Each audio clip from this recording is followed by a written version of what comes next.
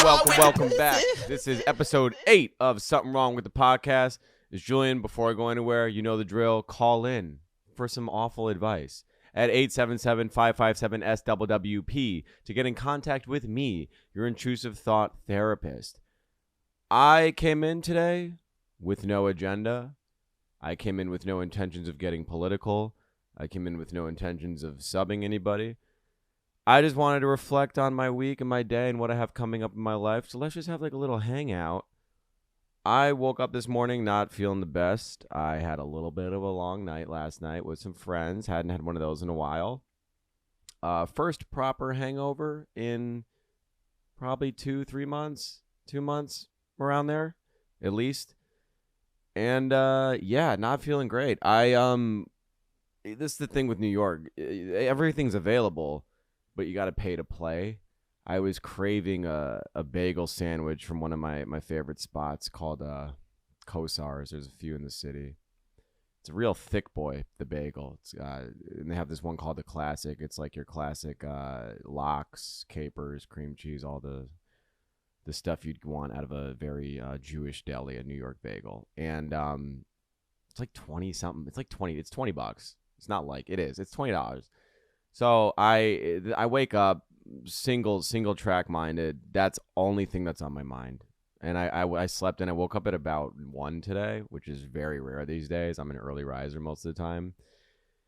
And I'm doing some work and then I can't get this bagel out of my mind. So I walk and it is unbearably windy this spring, if you want to call it spring. I feel like we're flirting with winter still here in New York. It's beautiful outside. It's sunny and it looks incredible. And the weather app will tell you it's 50 degrees, which depending on where you're listening from may sound cold. Here, that's pretty good this time of year. I'm walking and the wind is like 30 miles an hour and it just drops the temp. You know, it's like the real feels like 25.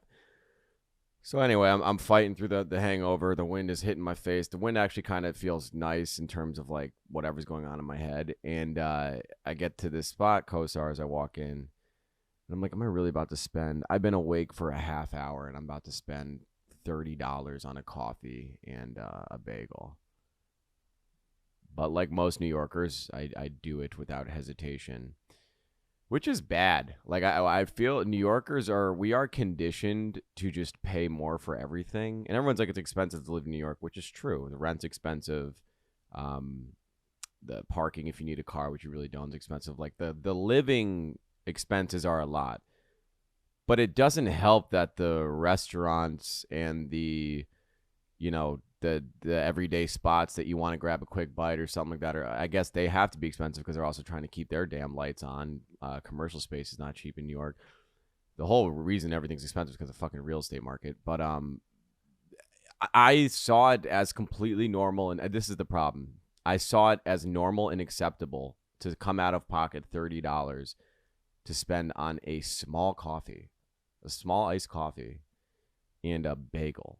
Mind you, that's all I ate today. That was, it's not that late. It's currently 7, so 6 hours ago. These days, I'm not much of an eater, which is probably not good. I said episode 2, I believe, or 3 was it, when I was talking about my dry January, which clearly in the condition I'm in is long gone. I've cut back significantly on drinking. But point is, I lost like 10 to 12 pounds from that experience, and I chalked it up to the no alcohol. But I really don't think I eat enough. I think I know I don't eat enough. And I eat more often than not. I'll have my smoothie after I work out.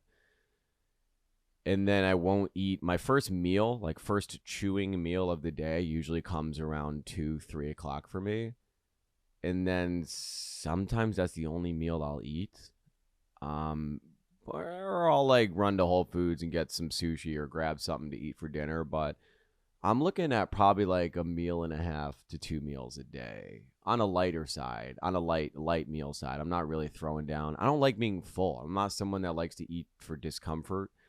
If I'm eating a steak, I won't just finish the steak because there's steak on the plate. If I'm done, like if my stomach, I listen to my stomach when I eat. I don't plow through food. I take time because your stomach there's a delay between your actual feelingness of how full you are and what your brain is telling you. So you need to respect that window and listen to your body when you're consuming anything, certainly food. And I'm saying this from the high horse of someone that's extremely hungover right now, but not extremely, but enough that it's agonizing. And I don't know, food. I've never, I love to indulge. I think the thing that I can pig out on to discomfort is candy. I don't know what it is. Maybe I'm just holding on to being a child for as long as I can. I love candy. I've been eating, what do I get? I have old man taste buds too, as my friends and family would say. I love black licorice, which I know is odd. Don't care. That means no one wants to share candy with me, which is great. I love Good and Plenty, which most people don't even know, but that is a black licorice candy. I love Milk Duds, underrated candy, underrated boxed candy. Boxed candy is it's just perfect. That little cardboard yellow box.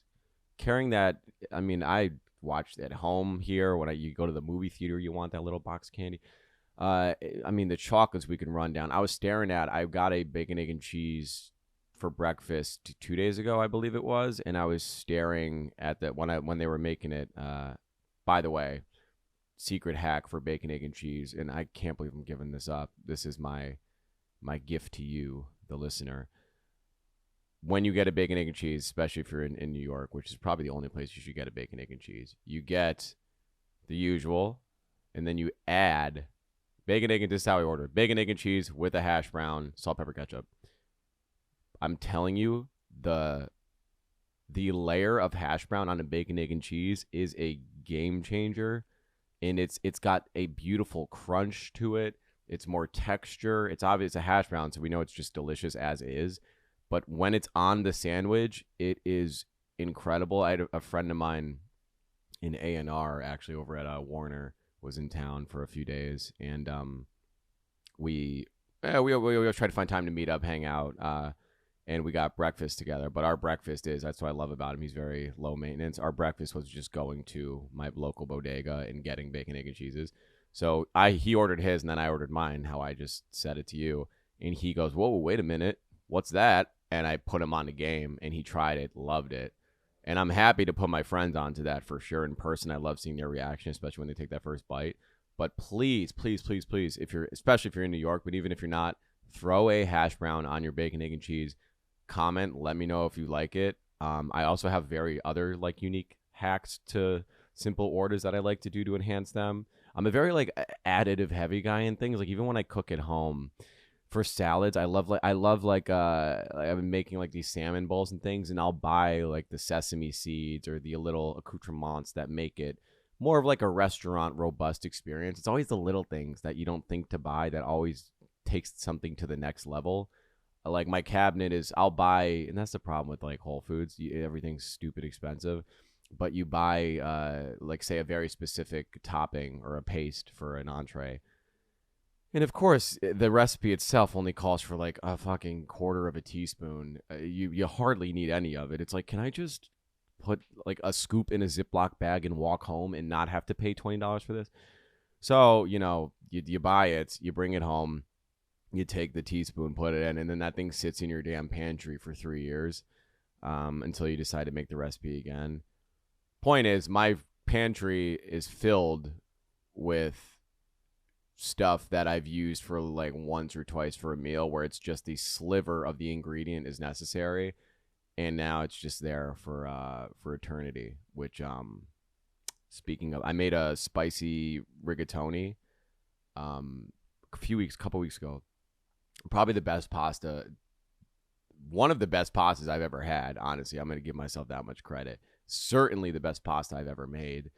It was incredible, but there is a very specific ingredient in that recipe that I needed very little of, and now I have a jar of it at my apartment, which honestly is enough of a reason for me to make it again. So maybe I should do that for myself soon instead of paying $25 and then up to $30 for a bagel and coffee. just to breathe in New York, they get hit with the tax, man. It's really tough here. I'm in the process of moving.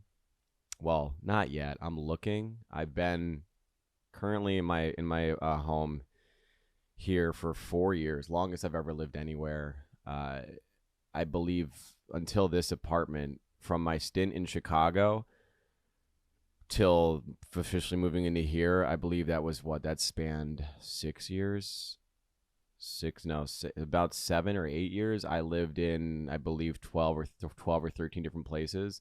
A lot of jumping ship, couch to couch, lease here. I was on basically never had a longer than a year lease since I stepped in New York until this one. I moved in here with the intention of staying a year. I ended up re-signing that second contract for 2 and then re-signing that third contract for a year. It's coming to an end next month. I'm asked them to push it to a month to month because I have a very, very busy schedule coming up that I'll get to in a second.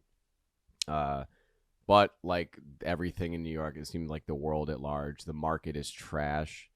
The real estate apartment hunting here is not kind, and it has been a grueling process. My best plug in the industry has stepped away from her firm, so I don't have like the back end access to when apartments are becoming available, or that peak before it goes on Street Easy or Zillow. If you're looking for a new apartment, I don't have that insider access database anymore, which sucks. That's how I got this spot. I locked this in before they put it on market officially, which was actually pretty nice. Shout out to her. She really hooked it up. But I'm dolo this go around, man. And if you're listening to this, I'm in Austin. I'm in Austin, Texas for South by for the week, doing some really cool stuff with creators, a lot of podcasters actually. I'm working on some really, really fun stuff, which is cool. You'll probably see a lot of content from that, and I'll talk about it. I'm not bringing my equipment down, but I'll certainly, when I come back to New York, talk about it on that following episode. Might shoot some stuff down there. Tequila 512 is down there, the homies that sponsored my first episode, and they have a really sick studio office space, and they sent me their availability and their schedule, and they're like, yo, come by whenever. Love to have you, host you. So if my schedule allows, I will go down there and love to shoot something. Probably at night there, which would be sick. While I am down there, though, I have a lot of good friends coming into town for South by. My buddy, the Pangea guys, which you've probably heard me speak of. They're the DJ group. My buddy, my homie, I know Falcons and Joaquin will be there. I don't know if Joe and Nova will be there, but we'll see. So I'm going to be bopping around with them at night. And then who else is going to be in town? My buddy Ali, Mixed by Ali, the legendary engineer that TD affiliate previously, is like the man. The guy's always a good time. He's speaking on a panel. If you're listening to this, he spoke on a panel last night, so hopefully I'm spending that Monday night with them. Him and Luke, my homie Luke, who also now lives in LA. He's their lead engineer over there. Good people, great company. A lot of good friends will be in town. I also just need a break from New York. I've been in New York since I haven't taken like a travel. I haven't taken time. By the way, this isn't like a vacation trip. I'm going to work, but I haven't been out of New York proper in holy hell. Honestly, the first thing that comes to mind, it may be Dreamville last year, which was almost a year ago. There's no way I haven't been anywhere. Yeah, sadly, I think that's honestly the reality of it. That is dark. Holy shit. I did not know it's been that long since I've left the city. I went home for the holidays, but that's just upstate New York. That's a few hours up on the Amtrak to Albany, Schenectady. But outside of doing a week there for Thanksgiving and then a week again for Christmas, I mean, getting fired kind of choked up my income and my ability to do anything of leisure. So I've pretty much been locked in here at my apartment in the city and have endured the entire winter. This is my first time like just being in a New York winter fully in years, honestly, in quite some time. I usually am good about going to LA or evading the weather.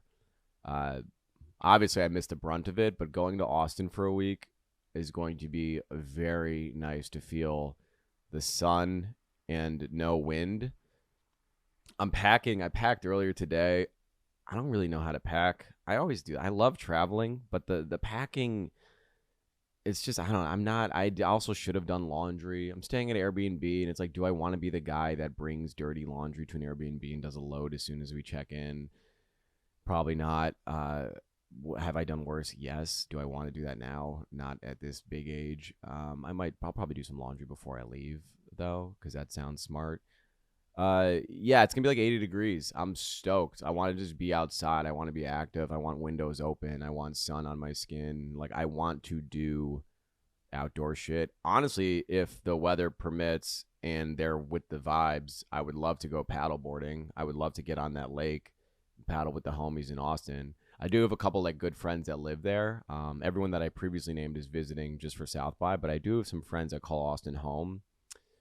Austin, man, they're really pushing it. It's like a new Brooklyn. It's a very new scene. Texas, as a whole, is not for me. I'm still very not a big guy on the South. The South scares me. As a Northeastern kid, I was raised to fear the South via school and my upbringing with my family in particular. Had some horror stories that my dad shared about younger days when he had to go down there or whatever, and it just had always had a sour taste. The history of this country, we know the South is quite brutal to people with a little bit of melanin in their skin. So, yeah, even though it's Austin, even though there's, Soho House and they like poke bowls now, and you can get a matcha on 6th Street and you can do all the whoop-de-doo-de-doo, let's go to the mothership. It's still Austin. It's still in Texas. So I am going to have my head on a swivel and be very weary of passerbyers. And there are signs. I'll look out for big, tall hats. I'll look out for anybody with a pocket knife. Anybody that recreationally carries a pocket knife, to me, is like you're inviting a certain type of energy into your life, and it concerns me. I don't know what it is. I don't want to be a part of it. Keep the blade away from me. Sir, you live in Austin, Texas. You drive a Tesla. You work in tech. You don't need to have a knife and a gun in your dashboard. No one's coming after you. You're not a healthcare CEO. No one's gunning for you, man. Like, what are they going to take? The Celsius that sits in the middle of your car console? Like, no one wants what you have, respectfully. So I just want to avoid, I'm not a fighter. I want to avoid all confrontation. I just want to go about my time, hang out with my friends, have a couple drinky drinks, and then, and just enjoy it, man. I'm stoked. And then I come back here to New York, and then shortly after that, I'm shipping off to Dreamvillefest, the fifth and final Dreamvillefest. The homies are calling it quits after this one.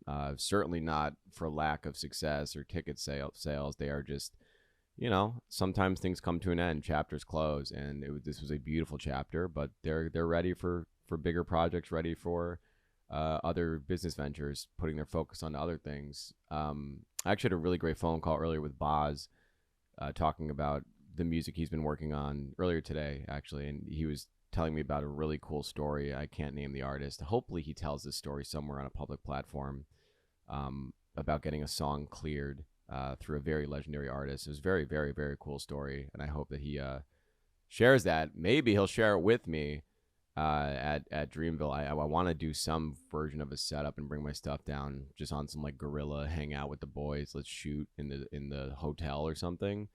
I'd love to have something like that set up, so we'll see. But yeah, last Dreamville, and what a year. I mean, it's weird. Like, I'm measuring my year since then and where I was in my life, career-wise, and just like emotionally, and just a very different space for me in a calendar year since April of last year. I know it's not April yet, but just thinking ahead, it's been a wild ever since that final day. I mean, obviously the Drake Kendrick thing dominated the timeline in our news feeds. Even got to the Oscar stage. Obviously, we saw Conan O'Brien talk about the jab at Kendrick, which that writer was very happy that joke performed well. He said he made a bet with another person that Conan O'Brien's Kendrick jab that he wrote would get a big crowd pop, and sure enough, it did. The joke was, it's halftime of the Oscars here. All that now we have to. Kendrick comes out and calls Drake a PDF for for the crowd. Big crowd pop from a lot of PDFs probably. Ironically, you love when the pot calls the kettle black. And that just seems like that moment. It's just permeated the culture, man. What really blows for Drake and his stands is like it's so far beyond music now that this is just going to be something that it's going to be like a punch. He's a punchline now. Like the punchline is him when it comes to those kind of stories or those kind of cases. So yeah, it's just that's a constant. That's not going anywhere. He's kind of got to live with it, which sucks. That Nokia record's a hit though. Got one on his hands. My queen, Baby D, is going through it. I saw that post from, I don't remember the other creator's name. I wasn't familiar with her before that post, but her and Demaris exchanged words with each other.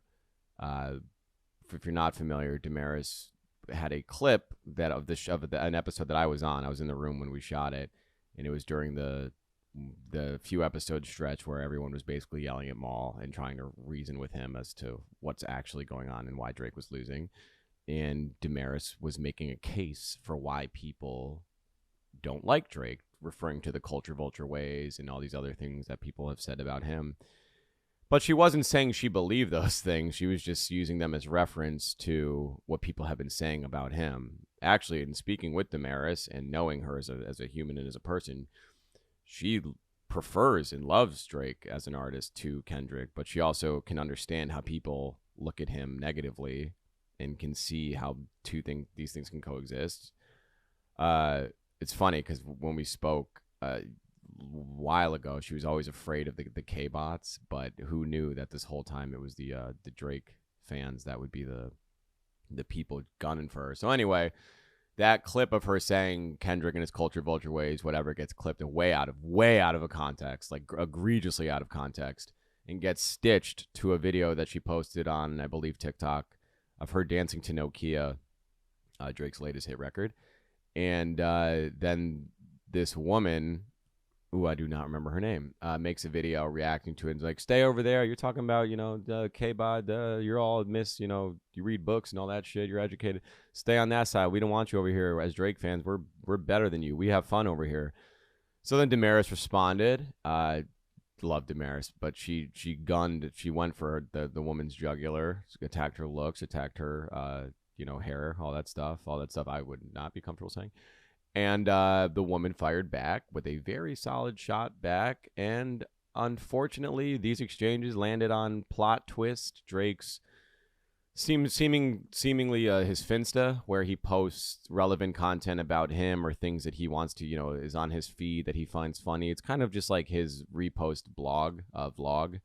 It's like a Tumblr, honestly. And she made it on there twice. Actually, I have to look again. I don't follow the account. I have to go back and see if they did another shot at her. It sucks. I feel bad for Baby D. People are attacking her. We actually called. She called me. We spoke. And I asked her. I texted her. I said, Baby D, what the fuck is happening? Are you all right? Something like that. And then like an hour or so later, she FaceTimed me.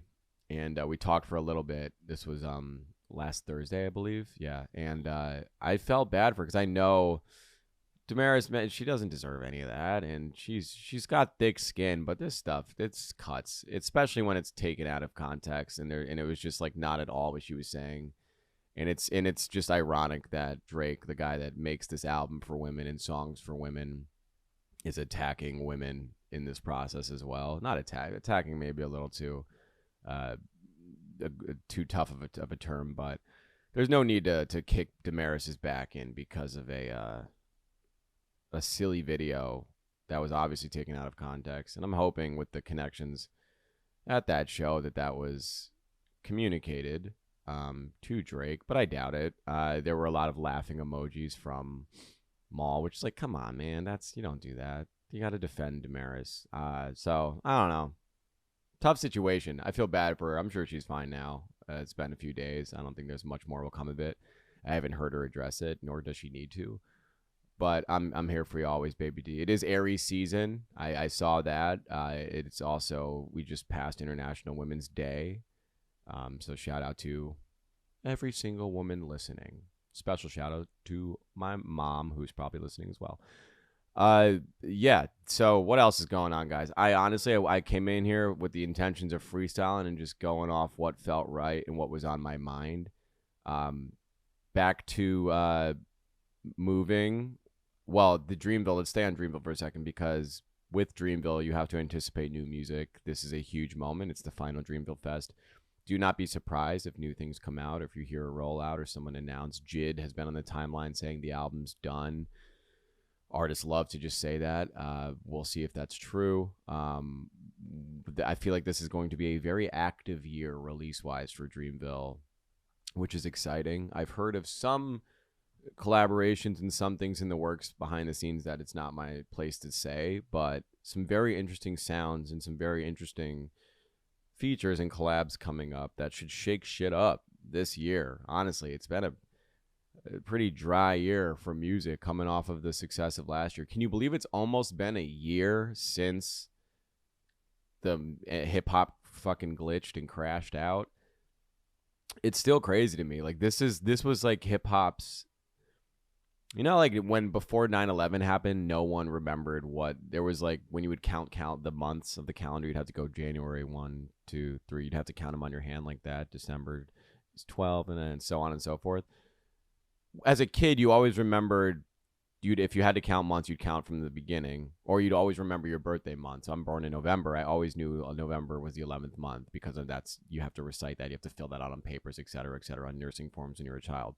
It wasn't until September 11th that we had to remember 9. September is a month, which is crazy. And I forgot the original plan, what the point is. Oh, yes. I'm saying this because April now, to me, April and May, because the hip-hop crash happened in May, but certainly the moment that set it off was at Dreamvillefest last year. April is like it's like the hit 9/11 of hip-hop, because that's when Cole did the apology on stage. April's like stamped in my mind. Like going back to Raleigh in a month's time is going to feel like I'm on ground zero, reliving a bloody battle in what was a joyous occasion was just a fucking the knife twist. It's going to be weird being back there. It's actually not the first time I'll be back there. The first time I went back was, you can't see it, it's off screen here. Jungle and Boz did a tour together, which was incredible. But Jungle's last show was in Raleigh, and I had a free weekend. I flew down. This was in, let's see, what's the date there? I was in Raleigh I was in October. No, I lied.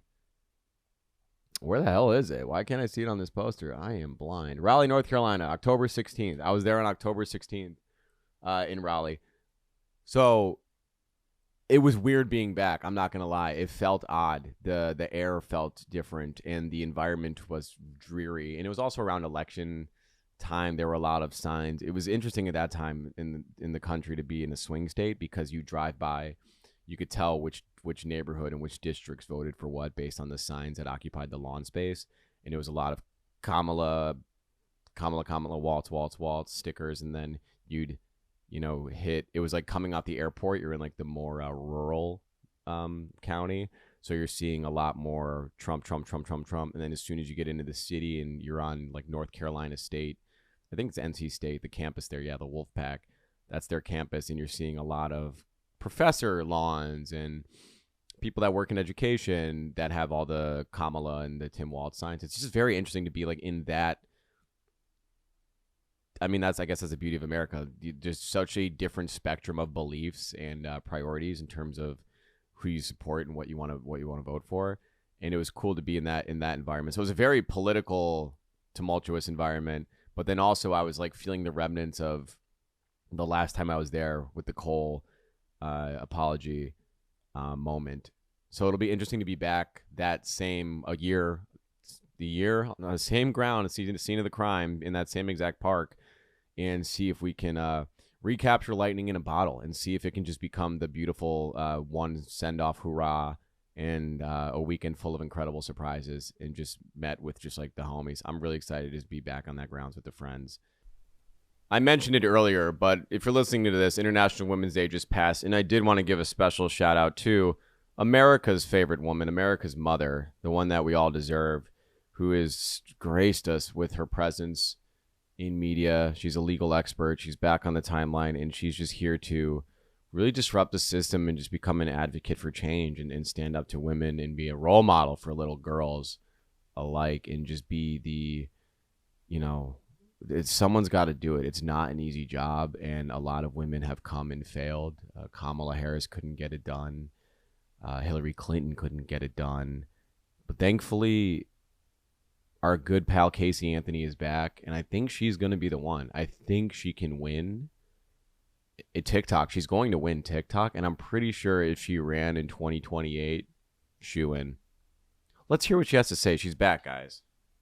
This is my first of probably many recordings. Hopefully many. On a series that I'm starting. Okay. I am a legal advocate. I am a researcher. I've been in the legal field since 2011. And in this capacity, I've been in the legal field since 2011. Does being tried for murder inherently make you a legal expert?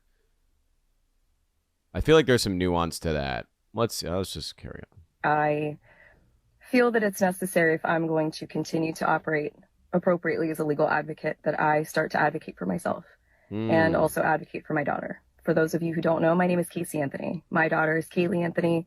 My parents are George and Cindy Anthony. This is not about them. This is not... It's not about them. They're all dead. In response to anything that they have said or done. That's not to say that I'm not going to respond at some point. It's not about you anymore, Kaylee. You're gone.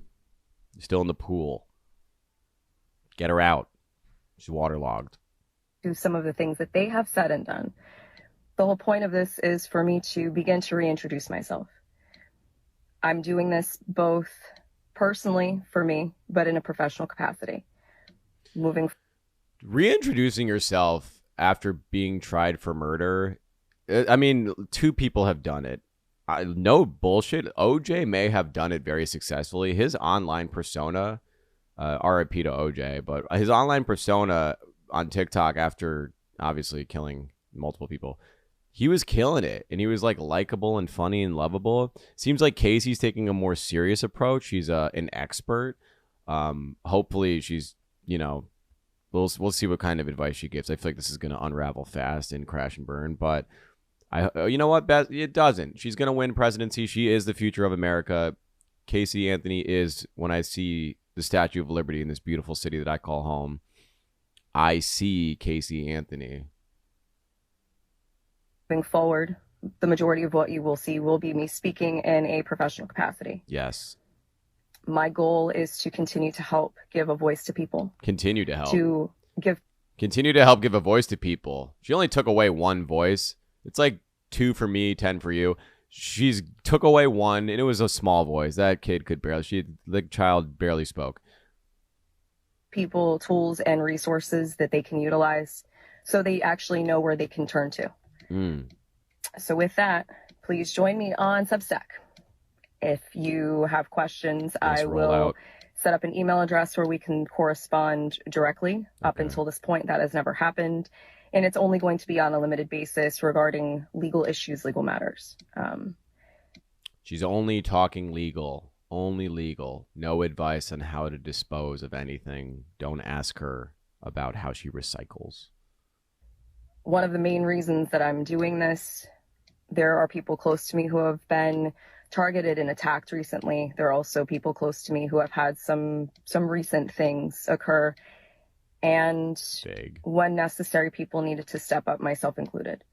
So as a proponent for the LGBTQ community, community, I take back she's a winner. Guys, she's pro LGBTQ plus. She's just not pro baby.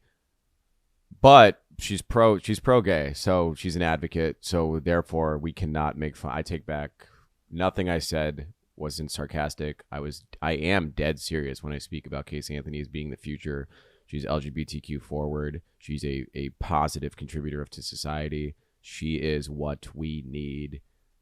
I want, if I had a sister, if I'm blessed one day to have a daughter, I could only hope that she can go through Casey Anthony's TikTok and just learn an ounce of her legal knowledge. She's an encyclopedia.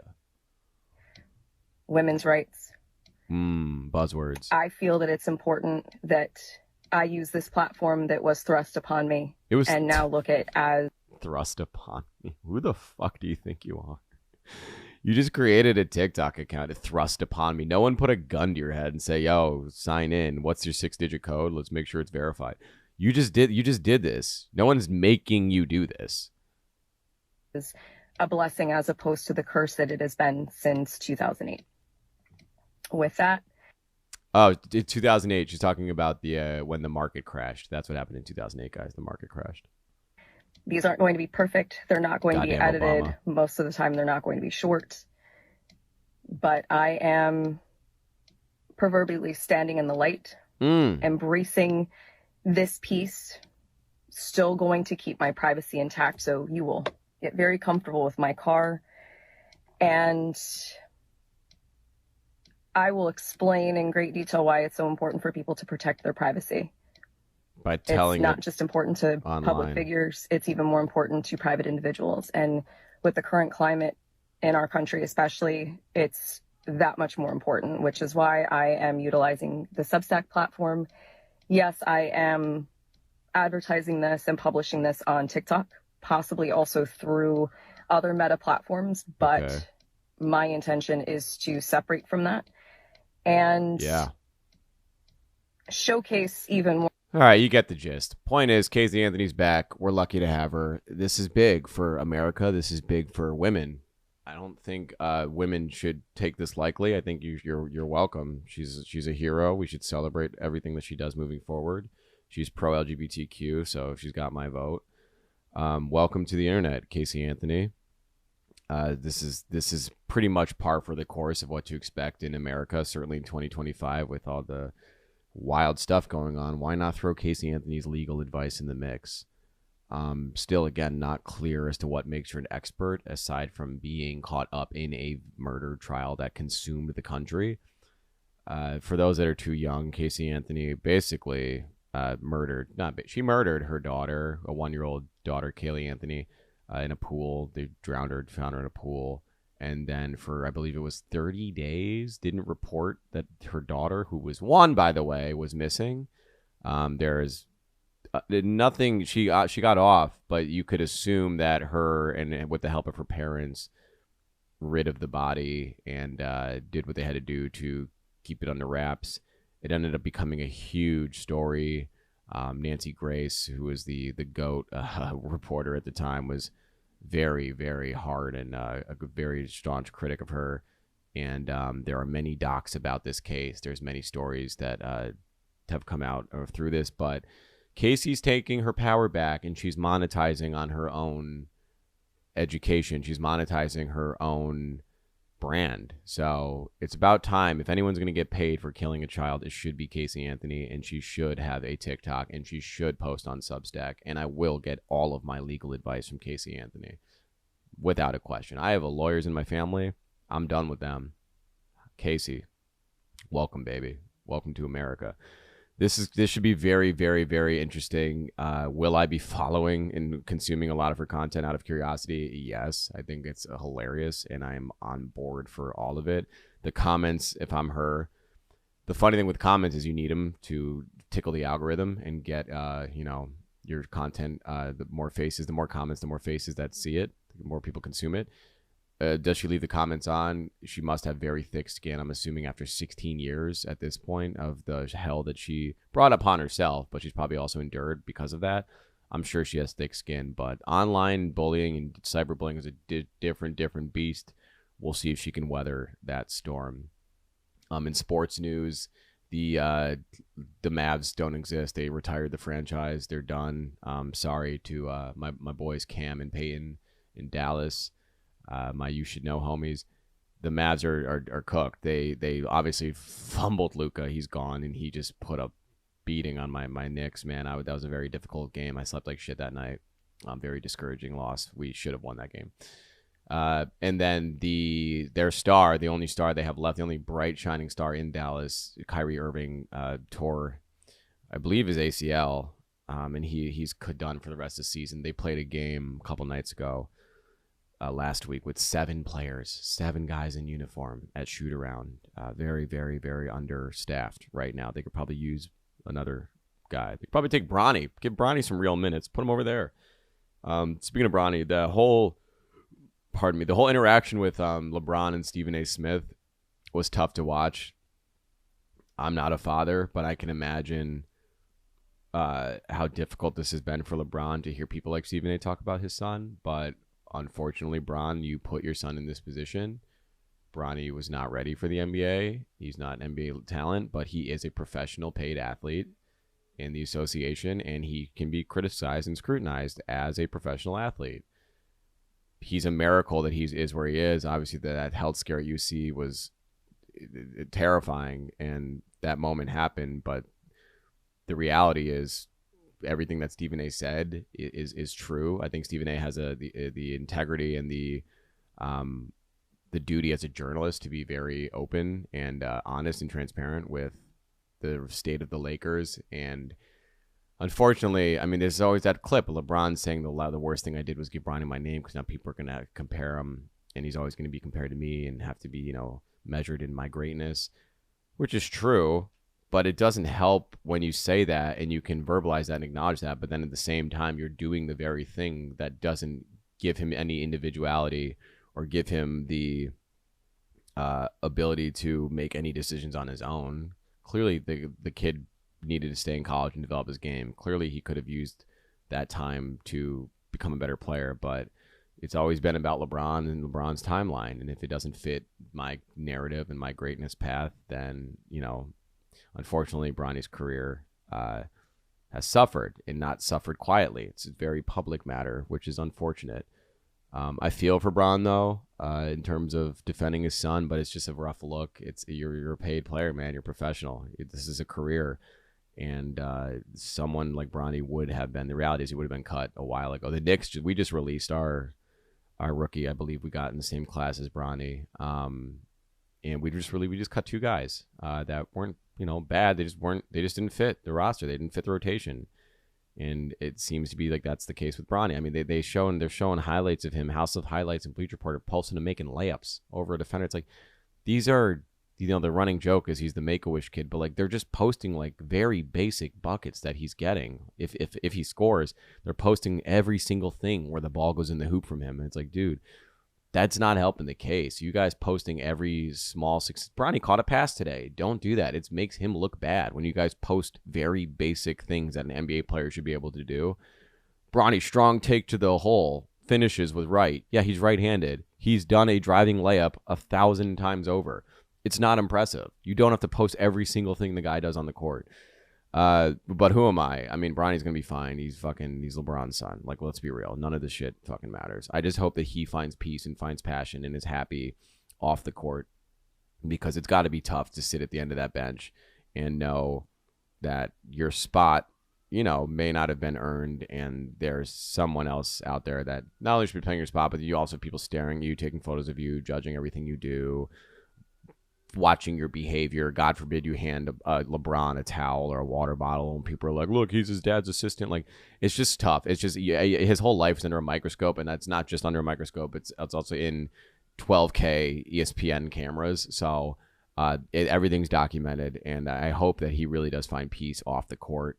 I hope he has a hobby that keeps him, it frees up his mental space and gives him a nice relief from the career that he's been forced to have.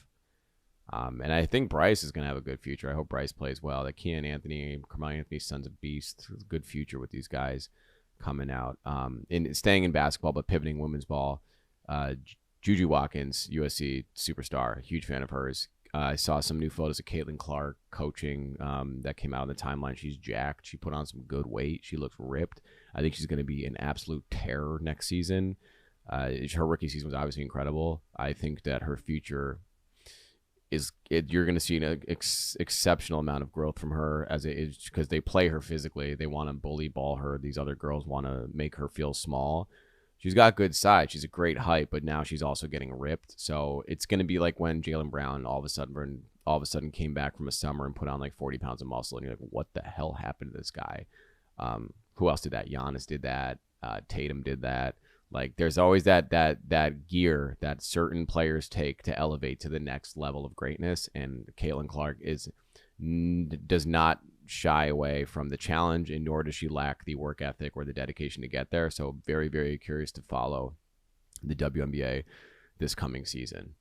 All right, it's that time of the episode. Let's get into some voicemails. Reminder, if you want to get in contact with me, call 877-557-SWWP to get in contact with me, your intrusive thought therapist. Also, if you'd like to be a sponsor or contribute at all to the show, here's my email. I'll put it on the screen this time. It's somethingwrongwithpod@gmail.com. Shoot me some info. Let's make it work. I'd love to promote your product, see what you got. If I'm feeling it, we'll make it happen. All right, let's jump in.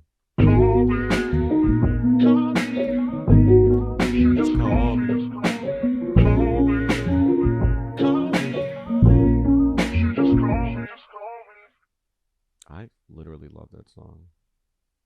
Caitlyn, my name is Parker, and I'm from California. And I just had a question about, you said something a couple of podcasts ago about you were doing like fit modeling or something like that. Yeah. And I was just curious if you kind of like, had instructions on like how to get involved in something like that. Me personally, I think I'm a pretty fit person. I go to the gym probably like at least 5 days a week. So I'm in pretty good shape, and I've thought about modeling before and stuff. I just don't really know like where to start, I guess, to kind of put myself out there. So yeah, if you could just provide some tips on that, it'd be great, man. Yeah, other than that, just keep going with the pod, man. I'm actually going through a pretty tough time in life right now, and your podcast definitely helps to like Parker, just add a little sunshine to the day. So keep it up, man. Yeah, appreciate it. Well, that honestly, that might have cured my little hangover here. Wow, that was very, very, very, very nice. Thank you, Parker. That was not expecting that. Well, sorry you're going through a rough time. Well, hopefully we can help you put some money in your pockets to hopefully ease whatever you're going through. Yeah, modeling is, especially fit modeling, is very measurement based. The beauty of fit modeling is it's not your face at all. It's purely your body measurements. So people hear fit modeling, they think it's like fitness modeling and you're doing workout stuff. It's not that at all. Basically what it is you're a human mannequin. In terms of how to get discovered, I was scouted. It's a very interesting story, not worth getting into. That one would have to be behind a paywall to get the actual story of how I got scouted. But a girl basically was like, hey, you should do this. And I followed up with her, and I went into the office, the agency. I'm signed with state management here in New York.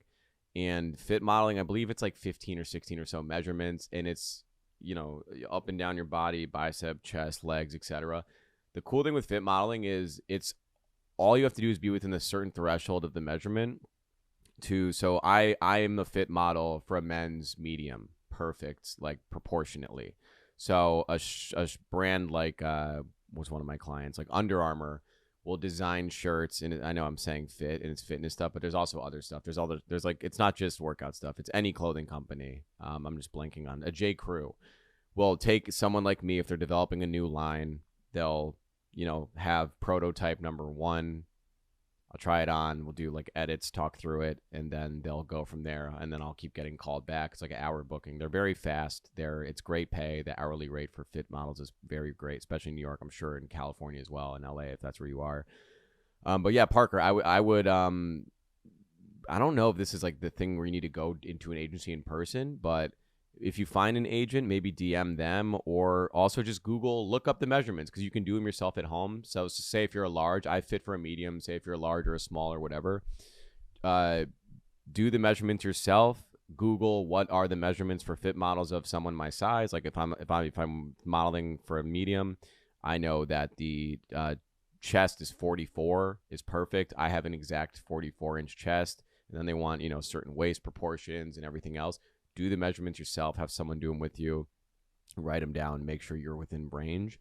And which also is like forward thinking, because if you reach out to an agency like, hey, like I did the measurements, I'm within range for all these things, I'd love to get work as a fit model. I really think it probably is that easy. Fit modeling, the most difficult thing about fit modeling is becoming a brand's client, because once they work with a model, they pretty much just want to work exclusively with that model. Meaning, like, I have a couple of clients that were women's wear that were starting to develop menswear products. So they'd never had a fit model for men products. So then, thankfully, I was pitched and booked and they found they liked my build for their line, and I've been working with them ever since. So it's great. It's consistent work. And they, every time they put out new product, hoodies, shorts, it's not just shirts, it's pants, swimwear. I did swimwear with Champion. I wore some of their swimwear, which is actually pretty sick. But then there's also, you can sub for fit models. Another way to get in is one of the guys who's been a fit model here in New York for like 15 years, had a kid. Mind you, we're not friends. I don't know these people. They're just on my agency. But he had a kid, and he was out with his wife. And I am his sub because on paper we have the same measurements. I think my arms are freakishly long. So outside of my arms being a little long, we are basically, I'm a perfect sub for him. So I've done a lot of sub work as well. The way to crack it is to just be available.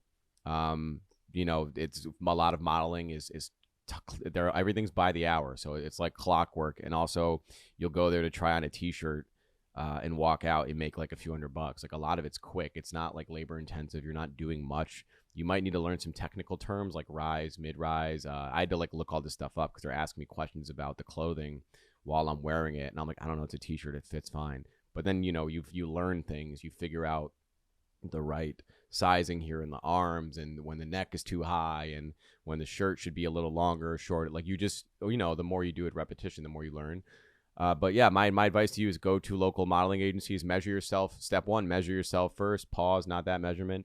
Measure I think it's like 14 or 15 measurements. Go through them. And also, if you want, like, I'm not saying go to my page, but if you look up like Julian State Management, you see my page, like on my page, it'll show you all the measurements they need for a fit model. So you can literally just look at mine as a reference and say, okay, if you're a medium, if we're the same size, you would know if you fall within like a half inch or so of all my measurements, then you should be good to go. You don't have to be exactly like the size that they say. It just has to be within, they call it within range.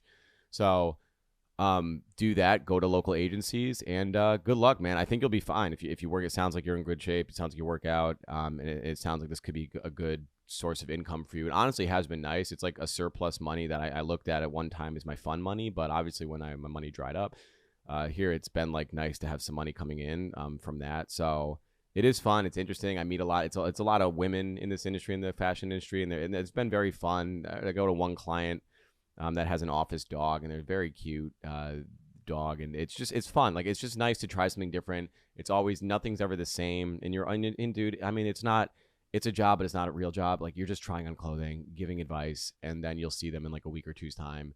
It really is like, it's fun, it's easy, and if you're on, all I have to say is, if you be on time, respect everybody's time, get there, be honest with your feedback. Don't just say it feels good. Like, give real tangible feedback if they ask, and then yeah, just be friendly, just be yourself. It sounds like you're a good guy, man. I'm sorry you're going through some tough stuff right now. Hopefully, if you get a fit modeling on your schedule, it'll free up some financial burden, but also give you more of like a sense of self-worth, if that's something you're going through. So I'm wishing you the best, man. I would want to do more voicemails, but I'm running late to a friend's birthday party that I have to get to. I also just packed for Austin. So again, by the time this episode comes out, I will be in Austin, but I have to finish packing. I have a flight to catch early tomorrow. Delta, do not crash. Knock on this chair's wood. Everything is wood. Please, I haven't been on a flight in almost a year. Well, since October, because I went to Raleigh. I haven't been on a flight since October. Do not do me dirty and like have this be some like, I don't want to crash in rural, I don't even know what states we're flying over. Nebraska, or is Nebraska on that flight path? Probably not. I just don't want to go out in like Virginia. Just please make us get there safely and return home safely, for not just me, for everybody on that flight. And I hope I have a black female pilot. You know what? Let's keep it fucking, or Casey Anthony. Best case scenario, Casey Anthony's the pilot. She can babysit. I'll buy a kid so Casey Anthony can babysit for that flight. All right, but I don't want to take up your guys' time. I love you. Thank you again. Week 8, guys, we did it. Something wrong with the podcast. We're here to stay. You will hear a lot from me soon. Expect some really fun episodes coming out with friends that are going to be in town. Armani White's album I believe it's coming out this Friday, or if it wasn't, it was not. I don't know. It's coming out. Check him out. That's one of my closest friends in this game. I love you guys. Thank you. Have a safe and blessed week, and we'll talk soon. Bye. Something wrong with the pussy.